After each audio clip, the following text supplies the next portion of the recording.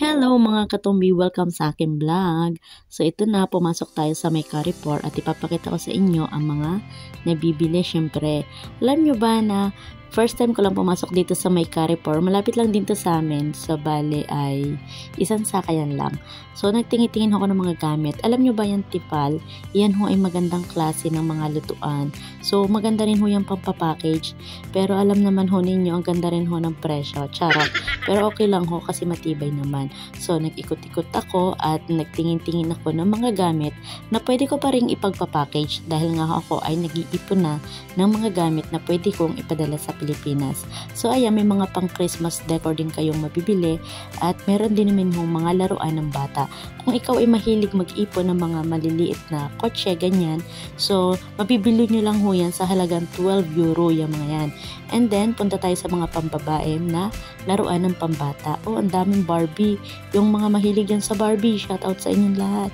O, diba? Ang gaganda, lahat ho ng klase ay makikita nyo na dyan. Hindi ho mura. Pricey ho talaga ang presyo. Pero ayos lang ho. Yan ho, kung mahilig ho kayo mag-ipon ng ganan, ang mahal nga lang ho, tingnan nyo, nasa 30 euro na talaga ang price niya. Pero alam nyo, ang ganda ho mag-ipon yan, promise, kung i-stock nyo sa bahay. At siguro aabutin ng milyones, charot. Pero kung love mo naman talaga ang mga ganyan, why not, diba? So ayan ho, ang mabibili nyo. Oh, it's cute ni Harry Potter. I love it, Harry Potter. Siguro bibilin ko na siya next time. So ayan, may mga dalho na nagsasalita, may umiiyak din. Ayan yung mga dal na pwede nyo mabili at tingnan nyo naman ang presyo, nasa 20 euro, 30, ay Diyos mio corazon, Diyos kuro, 39.90 yung batang cry babies. So ang cute niya, ano. So alam nyo, ang sarap mong bumili talaga, promise. Pero syempre, tinitingnan natin ang presyo. Hindi ko kasi sale. Doon ako sa sale, diba? So, may mga damit din ho na pambata na nabibili kung talagang bibilhin ho. Charot. So, yan ho mga medyas na dahil ngayon malamig na, talagang kailangan na ho natin bumili ng mga medyas. Yan, may mga underwear din ng mga lalaki. So, pinapasilip ko lang sa inyo at iniikot ko ang pwedeng mabili. Ang gugunto ng sapatos. Oh, pang winter, 26 lang ho sa euro.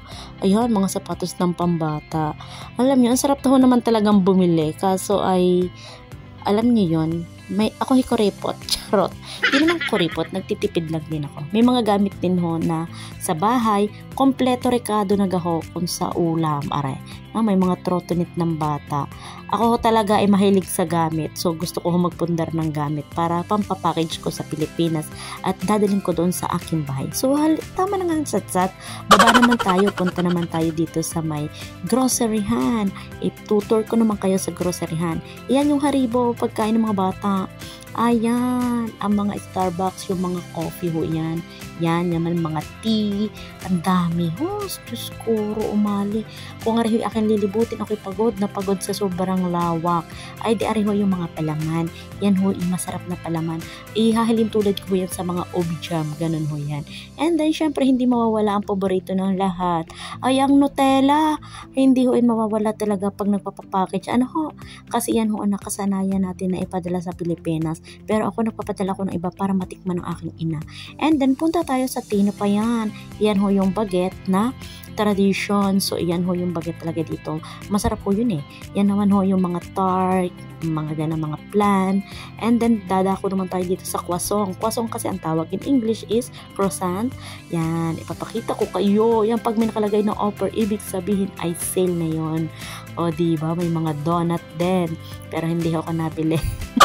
Ayan, may mga salad din kung gusto ho ninyong bumili. And then may mga iba't ibang uri pa rin ng tinapay. Maganda dito kasi matagal ang expiration ng tinapay. Ayan, ipapakita ko sa inyo mga cake, mga gawang cake na pambata na pwede nyo nang irigalo kapag halimbawa may mga birthday.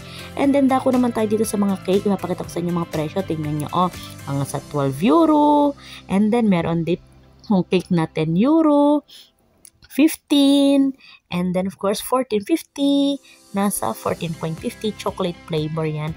And then ayan, 19.50. Ang mahal nung nasa 1,000. 8 euro yan. Simpleng cake lang, 8 euro. O punta naman tayo sa mga karnihan. Ayan, mura na ho. Maganda ho ditong mamili sa Carrefour kasi ho, linis na ho yan. Kumbaga ho dito, pag kayo namili sa mga mall dito, mga groceryhan, alam niyo ho, linis na ho dito. Ganun ho sila kalinis ang Europe. Ay di, ayun ho, na-tour ko na kayo. Ay di, syempre, uuwi na ho ang Billy Boy. So, dahil na-tour ko na kayo, please like and follow naman ang aking mga video. Bye-bye!